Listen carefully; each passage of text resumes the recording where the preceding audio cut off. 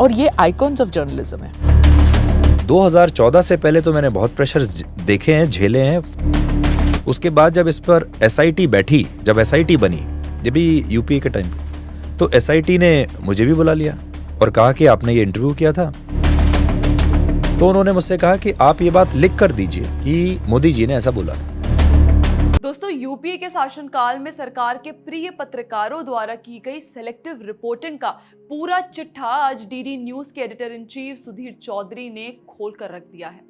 गोदी मीडिया का राग अलापने वाले रवीश कुमार, अजीत अंजुम, राजदीप सरदेसाई जैसे तथाकथित स्वतंत्र पत्रकार दरअसल उसी दौर में सत्ता के चहेते और बिकाऊ मीडिया गैंग का हिस्सा थे।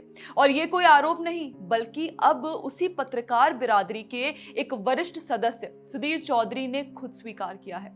उन्होंने स्मिता प्रकाश के साथ एएनआई पर दिए गए अपने हालिया इंटरव्यू में बताया कि कैसे यूपीए सरकार के समय मीडिया के एक बड़े हिस्से ने सच्चाई को तोड़ मरोड़ कर पेश किया और कैसे खुद उन पर भी दबाव डाला गया था कि वे तत्कालीन मुख्यमंत्री नरेंद्र मोदी के खिलाफ बयान दें।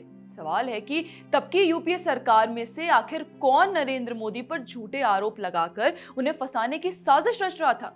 देखिए, 2002 के गुजरात दंगों को लेकर लेफ्ट लिबरल लॉबी के एक कार्टेल ने सुनियोजित तरीके से गोदी मीडिया के खिलाफ एक राजनीतिक मोर्चा खोला, उन्हें दंगों के लिए जिम्मेदार ठहराने की कोशिश की। इस नैरेटिव को हवा तब मिली जब 1 मार्च 2002 को गोधरा कांड के तुरंत बाद तब जी न्यूज के संवाददाता सुधीर चौधरी ने नरेंद्र मोदी का इंटरव्यू लिया।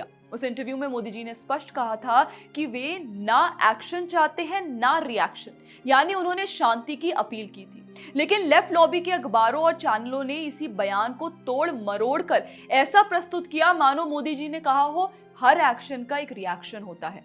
और यही नहीं, एसआईटी जांच के दौरान सुधीर चौधरी पर भी दबाव बनाया गया कि वे ये स्वीकार करें कि मोदी जी ने वाकई एक्शन रिएक्शन कहा था। लेकिन जब उन्हें एसआईटी के सामने बुलाया गया तो उन्होंने सच्चाई के साथ खड़े होकर बयान दिया।